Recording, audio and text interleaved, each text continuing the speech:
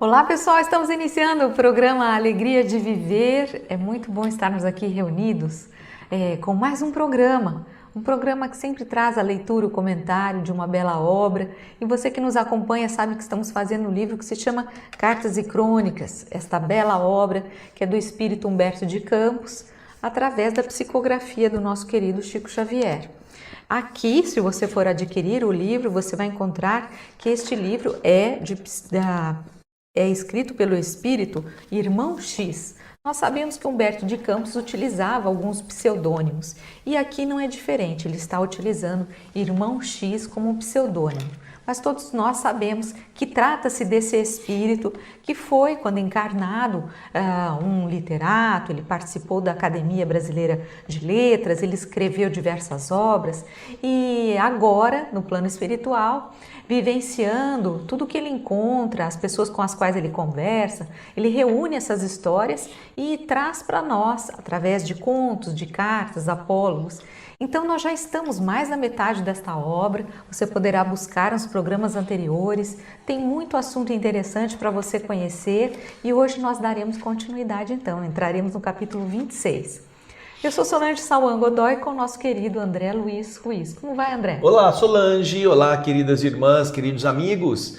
Esta volta ao texto é sempre muito alvissareira, muito cheia de alegrias, muito cheia de ânimo, porque em cada um nós encontramos uma abordagem para os nossos questionamentos, para os problemas que estamos enfrentando. Humberto de Campos, ele está sempre atuando em várias áreas da psicologia humana e ligadas todas elas à questão da doutrina espírita, ele fornece ferramentas para que cada um de nós possa resolver determinadas questões em determinadas áreas específicas com uma visão luminosa, com uma visão otimista, com um pensamento que realmente seja construtivo. E é aqui que a riqueza deste livro se manifesta de forma completa. Quando nós estamos lendo livros que contam histórias ocorridas na Idade Média, ocorridas nos tempos do passado muito remoto, nós estamos presenciando valores espirituais, sobretudo quando se tratam de obras mediúnicas, que vão trazer informações sobre a rotina daqueles tempos. Porém, Humberto de Campos está falando de coisas que hoje se aplicam para o nosso dia a dia, na nossa forma de pensar, no nosso modo de entender os problemas da vida. Apesar de que este livro foi publicado em sua primeira edição no ano, como diz aqui, 1966. Então você vê que já em 66, Humberto de Campos tratava de temas que para a época eram temas bastante avançados, bastante à frente do seu tempo e que continuam sendo aplicáveis hoje, quase 60 anos depois. São 56 anos após a publicação desse livro, nós estamos falando dele com recursos para pensarmos em nossa atividade diária, nosso relacionamento familiar, a interpretação que damos das passagens de Jesus, dos ensinamentos do Divino Mestre. Cada livro tem um enfoque. Aqui, olha, na geral, nós nos recordamos, Solange, do livro que já fizemos aqui, Boa Nova, também do Humberto de Campos, onde Humberto de Campos tem acesso aos arquivos espirituais dos tempos de Jesus. E ele pode ler, pode ver, pode trazer depois na forma de livro 30 passagens que ele seleciona com toda a perspicácia da sua inteligência para traduzi-la em ensinamentos desde o começo, desde a infância até o final da jornada do projeto reencarnatório do Cristo no mundo físico. Então você vê que tem muita coisa interessante que vale a pena. E hoje nós vamos dar continuidade a esse modo de atuar, modo de ensinar, modo de fazer pensar. E aqui, como o nome diz, né, Solange? Cartas e Crônicas, Humberto de Campos não poderia deixar de falar a alguém.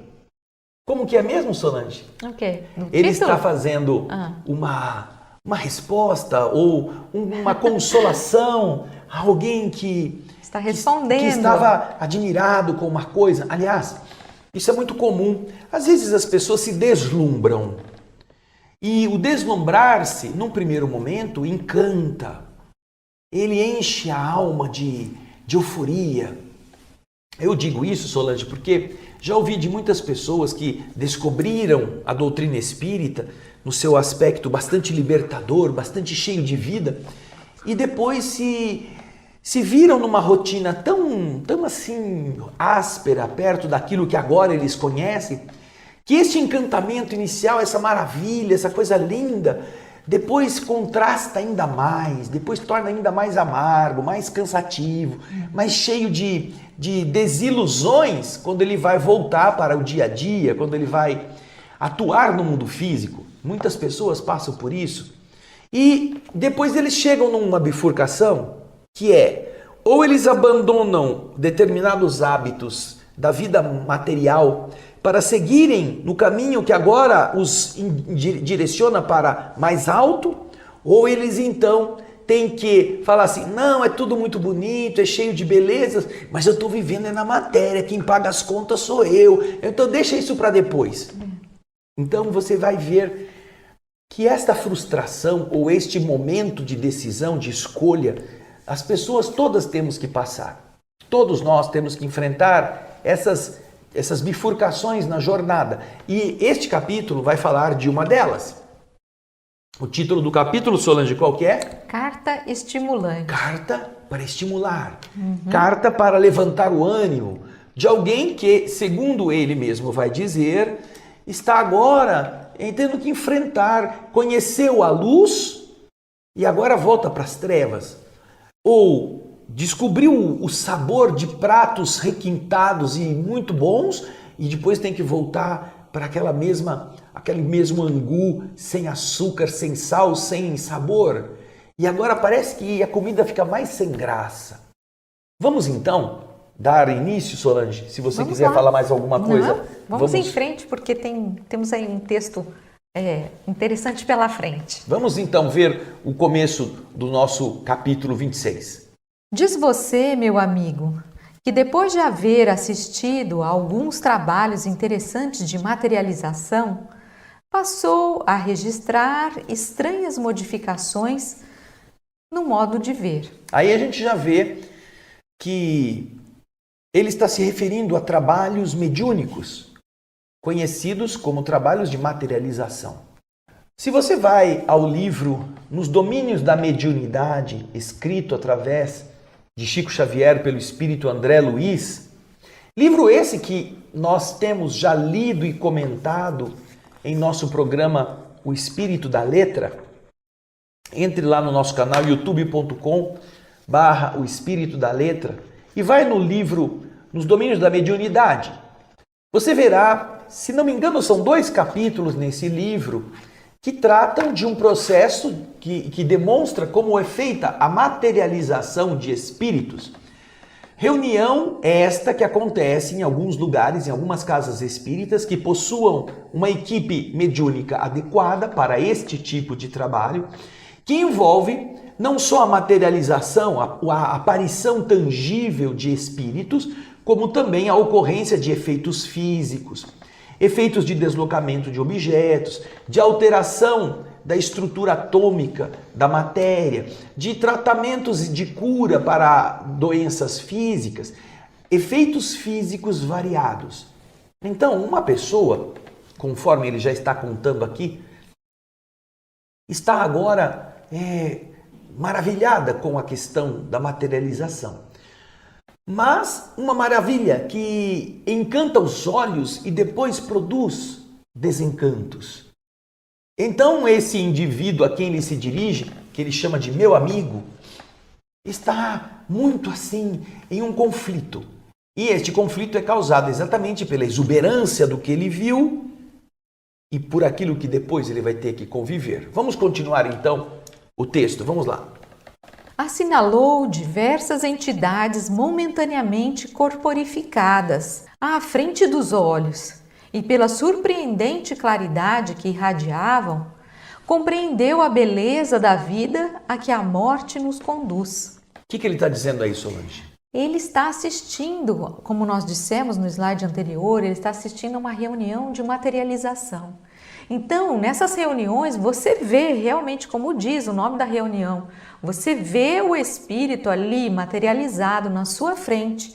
Então, ele assistiu, ele viu essas entidades, esses espíritos agora corporificados, ou seja, transformados em algo palpável, algo material. E é até palpável mesmo, porque alguns espíritos às vezes dão inclusive as suas mãos para que as pessoas apertem. Então aqui está dizendo que ele pôde observar essas entidades materializadas diante dos seus olhos. E essas entidades, quando se materializam, geralmente nós também vemos a luminosidade que elas possuem. Porque nas reuniões de materialização tudo é feito às escuras, as luzes ficam apagadas. Então, quando o espírito se materializa, ele vem, além do corpo, desse corpo que é fluídico, ele tem essa luminosidade também que ele exala. Existem várias fotos na internet que mostram materializações de espírito. É claro que uma parte você precisa colocar dentro de uma gaveta, porque você não tem a segurança de terem sido obtidas de forma correta. Mas existem fotografias feitas juntamente ao médium Francisco Cândido Xavier, em Uberaba. Materializações Luminosas, por exemplo, é um desses livros que traz as fotografias dos espíritos materializados e explica todo o processo. Essa é uma das obras. Existem outros. Mas além disso, existem desenhos em que pessoas que estavam assistindo e que não tinham máquina fotográfica puderam depois desenhar em um papel, geralmente um papel preto, desenhar com giz pastel o que eles viram. E eles realçam nesse desenho o estado de verdadeiro encantamento em que esses espíritos apareciam à vista das pessoas, Solange. Então, eles são muito belas as manifestações pictóricas que foram feitas, e você vai ver ali, eu me lembro de duas específicas. Uma, eles relatam, essa pessoa desenha o espírito Emmanuel, que surge segurando como se fosse uma tocha de onde se irradia uma iluminação, e ele mesmo todo vibrante com a sua iluminação própria, vestindo-se na forma do antigo romano. E um segundo desenho em que se parece haver sido feita a materialização do espírito Meimei, que também foi desenhada depois em pastel por alguém que era talentoso nisso e que pôde fazer essa representação de forma bem fiel ao que ele tinha visto. E algumas pessoas que eu já li que participaram de fenômenos de materialização e que não têm a capacidade de pintar para representar isto, mas que exprimem verbalmente como é que eles viam, diziam que é como se o espírito abrisse, ele acendesse um abajur dentro dele mesmo. Um abajur, como se ele fosse feito de cristal, e essa luz de dentro passa pela estrutura da sua forma, e as pessoas de fora veem como uma luminosidade intensa, mas não agressiva. Como uma lamparina, acesa isso. À noite, que você vê aquela só que muito mais, muito em formato mais de gente, né? É uma luz mais intensa. Uma lamparina, você pensa um pouquinho de óleo, azeite, uma chaminha tremelicando. Não, é uma força luminosa, muito intensa. E você vai encontrar essas representações. Se nós encontrarmos ainda aqui, nós vamos colocar para você ver no desenho, mas você vai encontrar, se navegar na internet, as manifestações luminosas desses espíritos. Irmã Josefa, Dr. Bezerra e outros espíritos que se materializam e tiveram suas fotografias registrando este fenômeno. Então, quem participou destes fenômenos realmente se impressiona e realmente vê, primeiro, que se tratar de um grupo de espírita sério, não estará havendo nenhuma fraude. A época, então, era muito menos provável porque não havia recursos da tecnologia virtual, não havia celular, não havia máquinas muito requintadas que pudessem produzir ou reproduzir de forma artificial um fato inexistente. Não. Era quando muito uma máquina comum, um filme comum, o flash e a pessoa que estava ali para tirar a foto, geralmente no momento correto. E por que eu digo isso? Porque quando se vai tirar fotografia, a luz branca, ela destrói o ectoplasma que o espírito usa para tomar a forma na materialização. Essa forma que a Solange está se referindo, inclusive a entidade, ela caminha pelo lugar, ela deixa marcas dos pés no talco que o povo joga no chão, ela pode oferecer a mão e você pode segurar a mão e sentir o calor. Tudo isso é conquistado, ele é obtido com a doação do ectoplasma da equipe mediúnica e dos encarnados, misturado com as energias do plano espiritual, obviamente. Mas quando a luz, por isso que a Solange disse que precisa ser no escuro, uma escuridão que não é total, porque fica geralmente uma luzinha vermelha acesa. A luz vermelha tem uma frequência de onda que não queima o ectoplasma, mas a luz branca ela deve ser impedida, porque senão o ectoplasma se dissolve. E a fotografia, ela é um flash, na época, inclusive, era feita com um flash, que era uma expansão de luz para poder captar. E, geralmente, quando isso acontecia, os próprios fotógrafos diziam, a hora que o flash bateu no local, eu não vi nada, eu não vi imagem nenhuma. Deu o flash e acabou. Aí acenderam-se as luzes e voltamos ao normal. Mas quando vão revelar o filme fotográfico, aparece a entidade.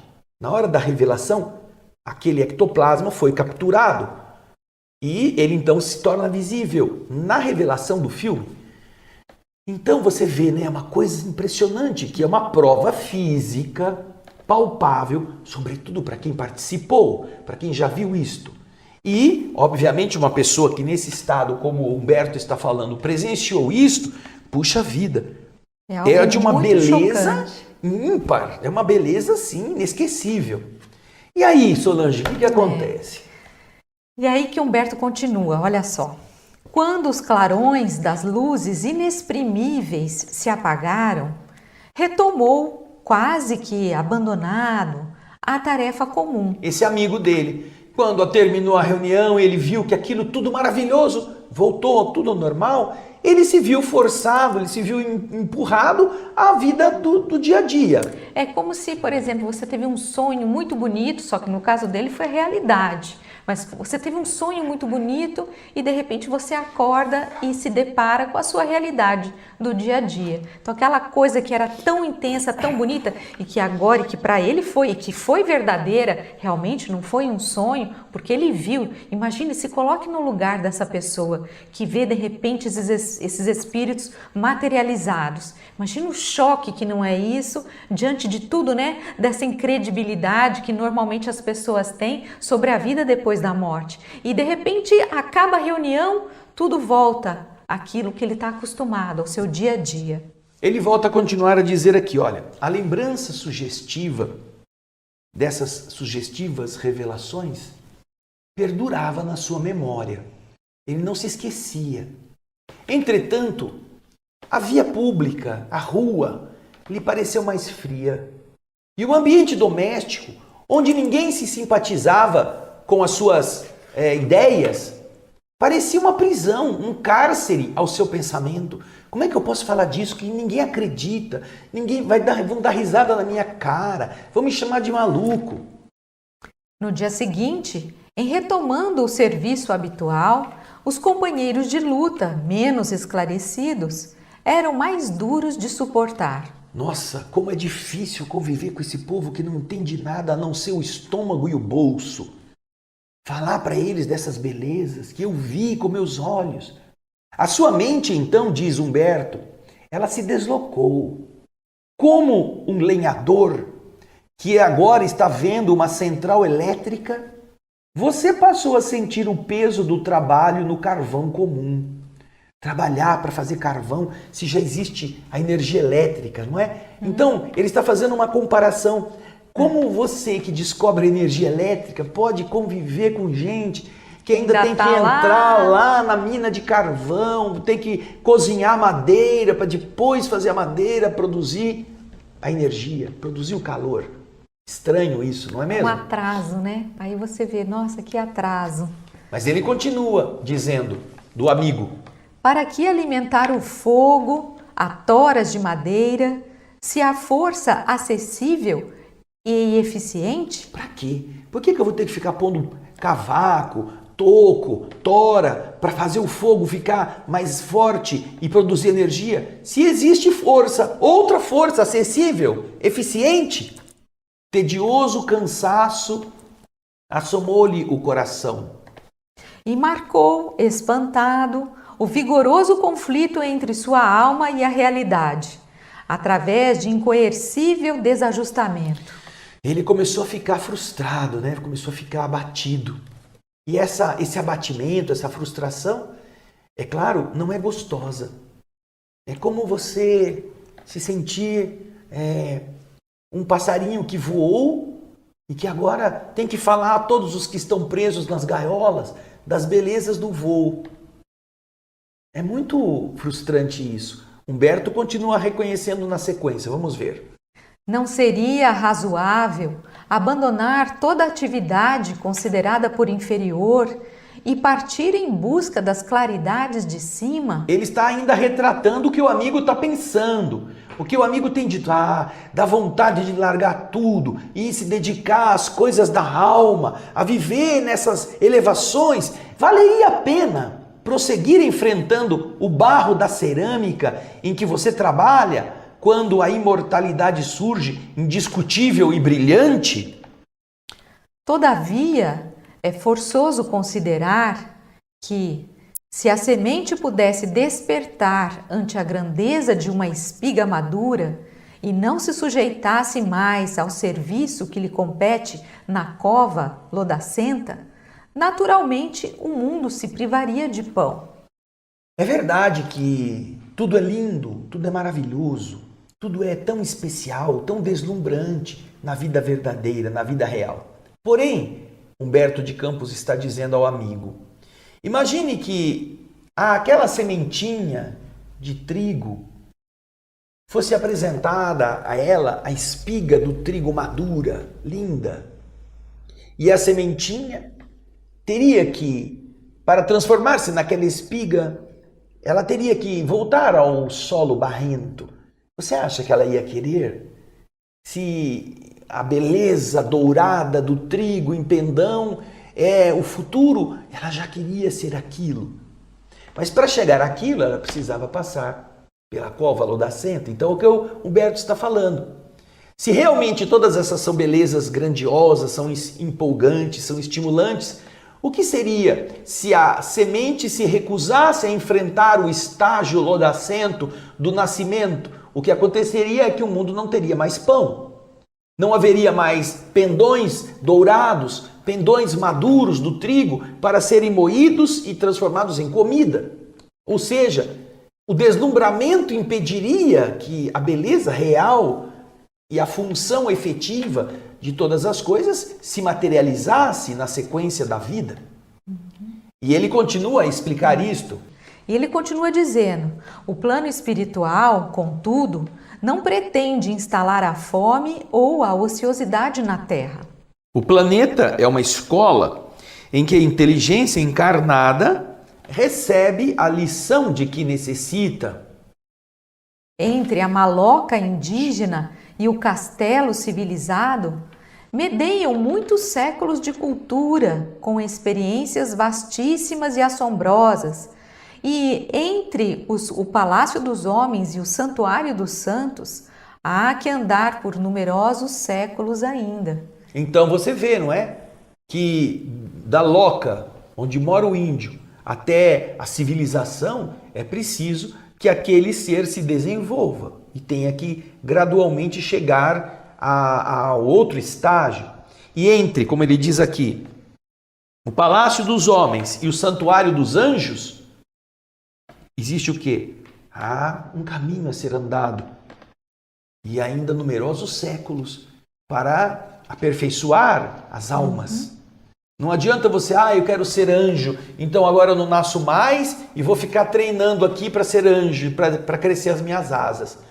Você só pode crescer asas se você voltar ao começo, se você atender as pessoas, se você fizer aquilo que faça você se angelizar. Só querer não faz crescer asas.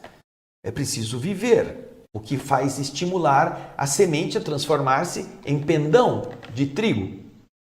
Humberto, então, agora está dizendo ao amigo: veja, meu irmão, eu entendo você. Eu sei que isso é frustrante.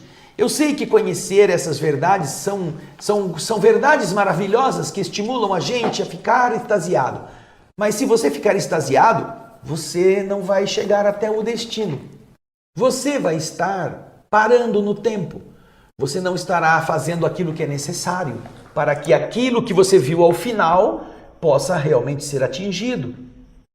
É a mesma coisa que você descobre a beleza de uma grande nau, um navio maravilhoso, uma caravela cheia de detalhes e você diz, eu já quero essa caravela. Não, vai lá na floresta, corta a árvore, faz tábua, faz cavilha, faz mastro, costura a vela, faz a pintura, organiza tudo com a enxó, com o serrote, com a marreta, e aí você terá a caravela. Ela não vai nascer apenas no estalar do dedo. Portanto, faz parte da evolução que o homem possa passar pelo lodo da cova, pela fecundidade da semente, a germinação, o lutar para sair da terra em busca da luz, o aquecer-se ao sabor do sol, o sugar o lodo da terra para abastecer as suas pequenas gemas, criar as primeiras folhas e aí por diante seguir nessa dimensão até tornar-se aquilo que encantou a visão inicial, tornar-se a planta germinada, saudável e produtiva. E agora vamos voltar ao texto. Vamos lá. O cristianismo que você abraçou com tanta sinceridade e ternura permanece repleto de ensinamentos nesse sentido. Diante do Tabor, em que os espíritos bem-aventurados se materializaram ao lado do Mestre, em transfiguração indescritível, Pedro, deslumbrado, pede para que uma choupana seja ali construída, a fim de que nunca mais regressassem ao mundo vulgar. Entretanto, o grande apóstolo é arrebatado de lá, é levado daquela visão maravilhosa do Tabor para a confusão do dia a dia rotineiro, dentro do qual perdeu e venceu várias vezes, sob o tacão das dificuldades humanas, até alcançar a verdadeira exaltação pelo martírio e pelo sacrifício. O que adiantaria Simão fazer uma choupana ao pé do local em que Jesus transfigurado aparece juntamente com seus amigos que ali também tomam forma e ficar ali em contemplação? Apesar de ele ter falado, vamos fazer uma choupana e vamos ficar aqui, longe das dificuldades do mundo. Não, Simão, volta lá. Como Jesus diz a Saulo de Tarso, que outra coisa maravilhosa foi a visão de Saulo de Tarso no deserto, às portas da cidade de Damasco, na Síria. Cai do cavalo, fica cego diante da luz intensa, vê a figura do Cristo, perde a visão física, mas a sua visão espiritual detecta essa força maravilhosa, mais potente do que o sol do meio-dia. E então, depois que Jesus se manifesta a ele como sendo o autor ou aquele que está aparecendo aos seus olhares humanos, Saulo de Tarso diz a ele que agora, o que eu devo fazer, Senhor? Lá fora é o deserto, onde está a visão, onde está a comunicação com a superioridade do ser que vem agora chamá-lo ao trabalho. E a resposta do Cristo está na Bíblia, está lá. A resposta do Senhor a Saulo é esta: entra em Damasco e lá te será dito o que fazer. Ou seja, volte para o mundo, vá viver, Damasco é o símbolo da terra, com seus problemas, suas lutas, suas idiosincrasias, suas confusões. Volte lá e viva lá, porque lá vai te ser dito o que fazer. E a história é linda, porque o livro Paulo e Estevão vai mostrar exatamente isso na psicografia de Francisco Cândido Xavier, um livro escrito pelo Espírito Emmanuel, maravilhoso, Paulo e Estevão. E é exatamente isto aqui. Você precisa voltar à realidade do mundo para vivê-la, para que assim você consiga construir-se até chegar ao sacrifício. Porque o que acontece? Ao invés de ficar dentro da choupana, lá no Monte Tabor, Simão volta, Simão mantém a casa no caminho, Simão vai cuidar dos doentes, Simão volta a ser a referência do evangelho vivo, até que ele vai a Roma. E lá ele é preso, ele vai levar a mensagem a Roma, acaba sendo detido lá por ordem do imperador, fica no calabouço e vai ser sacrificado. E então eles querem sacrificar Simão como Jesus, porque era Jesus, o símbolo aqui, Simão se devotava. E Simão diz, eu não sou digno de ser sacrificado como meu mestre, porque ele ia ser crucificado. Então os romanos, atendendo ao pedido de Simão, crucificam Simão de cabeça para baixo. Colocam os pés de Simão lá em cima para não ser igual a Jesus, que era justamente aquilo que Simão não queria que fosse. Eu não sou igual a Jesus, eu sou muito menos, eu sou um nada. Mas ele não recusa o sacrifício. Ele vai aceitando todas as etapas até que ele frutifica. Ele sai da miséria da Palestina e implanta, juntamente com Paulo, implantam os dois o evangelho bem implantado na cidade de Roma. Nós vemos que esses eventos, eles são justamente um chamamento para esses espíritos, porque nós estamos falando de Pedro, de Paulo, quer dizer, foram Pedro e Paulo, esses espíritos já muito mais elevados, e eles tiveram esse chamamento, eles tiveram contato com essa luz, com essa experiência fora do normal, com esse fenômeno, mas nós vimos que apesar disso, mesmo ele sendo Pedro, mesmo sendo Paulo, depois eles enfrentaram muitas, mas muitas dificuldades, justamente um chamamento como que para os espíritos deles se lembrarem ou terem uma noção do que era a vida verdadeira através dessas visões, através desses fenômenos, mas que depois eles teriam que dar um testemunho para que as pessoas conhecessem isso e que eles, através do esforço do sacrifício, pudessem guiar as pessoas a conhecer essas belezas. Então é muito bonito. E aqui Humberto vai trazer então esse trecho que o André acabou de comentar, falando sobre Paulo. Vamos lá. Aqui está dizendo, envolve-se Paulo num dilúvio de bênçãos nas vizinhanças de Damasco. Mas, em vez de acompanhar o Cristo magnânimo que o abraça de improviso, Paulo é convocado a perambular por muitos anos entre desapontamento e pedradas, no seio da multidão. Que mais? O próprio mestre, no jardim da prece solitária, sente-se visitado por um anjo divino que desce do firmamento em sublime esplendor. Todavia, longe de segui-lo em carro de triunfo para as esferas superiores, desce Jesus para o cárcere, sofre o insulto da turba ameaçadora e caminha humilhado para a crucificação. Não transforma, portanto, a excelência do estímulo revelador em desalento para as coisas que precisam ser feitas, para o trabalho natural. Valores imperecíveis não surgem de imediato. Tempo e esforço são as chaves do crescimento da alma. Se os espíritos elevados reaparecem no intercâmbio dos dois círculos de vida a que nos ajustamos, é que se inspiram no ministério da caridade e desejam acordar os homens para mais altas noções de justiça e fraternidade. a fim de que se fortaleçam e aprimorem. Para isso que eles aparecem em alguns trabalhos de materialização.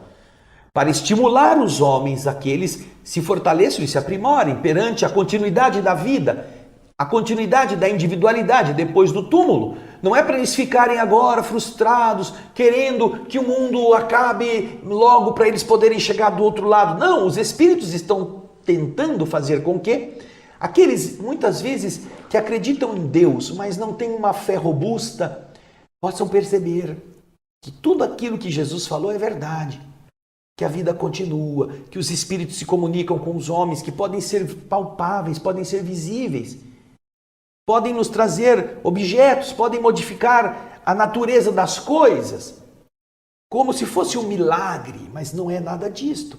São forças que o homem, na sua falta de compreensão, na sua falta de preparo, com a mente ainda muito primitiva, ele desconhece, porém, coisas que acontecem. Então é por isso que esses espíritos fazem como um motivador, como um chamamento. Vai, para de ficar reclamando da vida, se eleve, tem muitas coisas para fazer. Ao invés de você ficar chorando as pitangas, ficar reclamando da vida, tem a vida eterna te esperando. E Humberto de Campos continua no slide seguinte. Se você foi chamado às tarefas do oleiro, atenda, quanto possível, ao enriquecimento íntimo, nos estudos e serviços que a nossa doutrina consoladora oferece. Mas não olvide, não esqueça os tijolos e manilhas, telhas e vasos que a sua indústria foi convidada a materializar. Aqui nós temos o quê?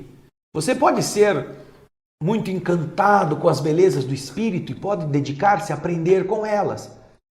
E se você tem uma profissão como essa, de fabricar tijolos, o que mexe com o barro, o chamado oleiro, lembre-se que você pode conhecer as verdades da alma, mas não pode se esquecer de fabricar tijolos, de fabricar telhas, de cuidar do forno, de fazer aquilo que é necessário para que a sua indústria continue produzindo aquilo que vai ser ferramenta de progresso para os outros. Ao invés de você, não, fecha tudo, vou me demitir e vou para o alto da montanha ficar lá em contemplação. E aí, o que acontece com o barro? Ninguém vai mexer com ele. Aquele barro não vai se transformar em tijolo, não vai ter uma casa construída com ele, para pessoas morarem, para albergar famílias. Quem vai fazer?